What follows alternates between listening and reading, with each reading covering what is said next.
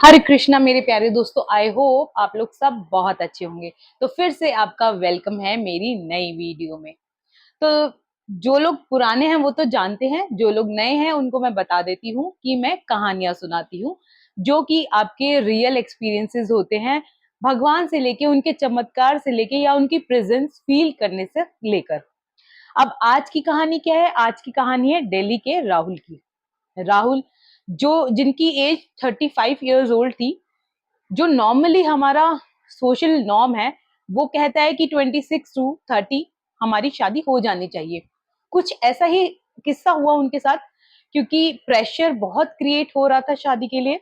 तो जो उनकी मदर थी, फैमिली थी, वो बहुत प्रेशर क्रिएट कर रही थी कि राहुल अब बहुत ऑलरेडी लेट हो गया, आपको शादी कर लेनी चाहिए।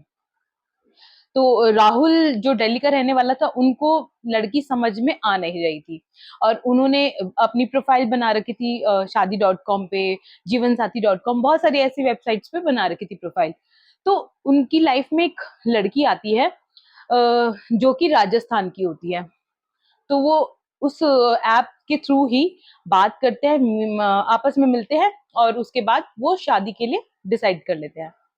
तो जो फर्स्ट टाइम जो लड़की थी वो ये राहुल की फैमिली को देखने के लिए आते हैं। तो जो उसके पेरेंट्स होते हैं, तो राहुल की मदर राहुल को कहती है कि राहुल, ये फैमिली ठीक नहीं है, क्योंकि राहुल अपनी मर्जी से उस लड़की को पसंद करके आया था। तो वो अपनी मदर को प्रेशराइज करते हुए कहता है कि नहीं मम्मी, आपको अब समझ नहीं है, ये लड़की एकदम परफेक्ट है और मैं अब इसी से शादी करने वाला हूँ। राहुल की मदर उसको बहुत समझाती है कि राहुल, ये ठीक नहीं है, मुझे ये ठीक नहीं लग रही है। उसके बाद जब वो लड़की के साथ उसका फाइनलाइज होने लगता है, क्योंकि पेरेंट्स उसके कुछ अलग लगते हैं, जो उनकी टोन वगैरह होती है मैच नहीं करती है। तो उसकी मदर को थोड़ा सा डाउट होता है कि मतलब ये नॉर्मल नहीं है, कुछ अलग है, कुछ इनके बीच में कुछ गड़बड़ है। वो अपने बेटे को बहुत समझाने की कोशिश करती है, लेकिन उसका बेटा उसकी एक भी नहीं सुनता। अब बात थी उनकी रोका सेरेमनी की। तो वो 1 महीने के बाद अपनी रोका सेरेमनी रखते हैं। रोका सेरेमनी में, क्योंकि अब वो राहुल ये प्रिटेंड कर रहा था कि वो एक लव मैरिज है, तो जितना भी एक्सपेंडिचर था वो राहुल लगाता है।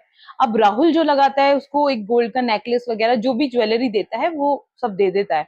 तो उसकी मदर तब भी उसको टोकती है कि फैमिली से सिर्फ 10 लोग ही आए हैं लड़की की, ऐसा क्यों? तो राहुल बोलता है कि नहीं, क्योंकि राजस्थान दिल्ली से बहुत दूर है, तो अभी बुलाने का फायदा नहीं था। तो वो कह रही है कि शादी में डायरेक्ट बुलाएंगी। अब बात आ जाती है शादी की। शादी में 2 ढाई महीने रह गए थे, तैयारियां बड़ी जोरों शोरों से चल रही थी। लेकिन उसकी मदर को ना कुछ अटपटा लग रहा था, अटपटा लग रहा था कि नहीं, कुछ तो गड़बड़ है, कुछ तो गड़बड़ है। और अब गड़बड़ तो राहुल को वो बता रही थी, लेकिन राहुल तो बिल्कुल सुनने के लिए कुछ भी तैयार ही नहीं था। तो अब उनके मन में ये शादी को लेके ना कुछ वाइब्स अच्छे नहीं आ रही थी। तो उन्होंने ना क्या किया, अपना संकल्प किया राम नाम का, कि मैं राम नाम लूंगी और जो भी प्रभु के मन में है वो होगा। चाहे वो शादी, मतलब अगर प्रभु को लगता है ये शादी होनी चाहिए तो होगी, अदरवाइज नहीं होगी। तो ऐसे ही प्रभु का जाप करना शुरू करती है राहुल की मदर। जाप करना शुरू करती है। डे 1, डे 2, डे 3, इस तरह से टाइम बीतता चला जाता है। अब शादी के सिर्फ 15 दिन पहले राहुल जब प्लानिंग कर रहा होता है, तो राहुल देखता है कि जब वो उसको कॉल कर रहा है तो उसका फोन लग ही नहीं रहा। उसके बाद राहुल बहुत सर्च करने की कोशिश करता है, सारे पेरेंट्स जो भी नंबर दे रखे थे कांटेक्ट करने की कोशिश करता है। हार के राहुल की मदर के कहने पर ही राहुल पुलिस स्टेशन कंप्लेंट कराता है, क्योंकि उनकी ज्वेलरी ऑलरेडी गोल्ड की जा चुकी होती है। अब उसका कुछ भी अता पता नहीं होता है। जब पुलिस छानबीन करती है तो उनको ये मिलता है कि वो एक फ्रॉड फैमिली थी। फ्रॉड फैमिली होने की वजह से वो इस शादी में नहीं आई, क्योंकि जो उनको ज्वेलरी चाहिए थी वो उनको मिल गई थी।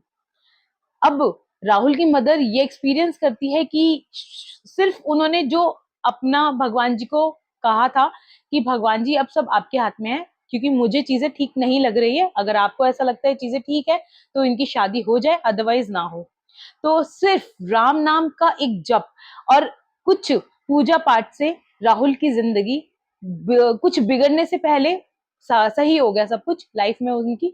तो ये एक्सपीरियंस राहुल शेयर करते हैं कि पहले वो अपनी मदर पे ना बिलीव नहीं करते थे। वो कहते थे कि मेरे को ऐसा लगता है कि मेरी मदर कुछ ज्यादा ही पूजा पाठ करती है और ये सब चीजें नहीं होती है। लेकिन जब ये उनके साथ हादसा हुआ, तब से वो कहते हैं कि मैं भी अब इन चीजों पे बिलीव करने लगा हूँ।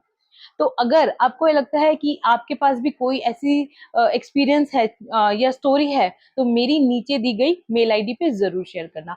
और आप किस स्टेट से मेरी वीडियोस देखते हैं, ये जरूर आप बताना। तो मिलते हैं अगली वीडियो में, तब तक के लिए जय श्री राम।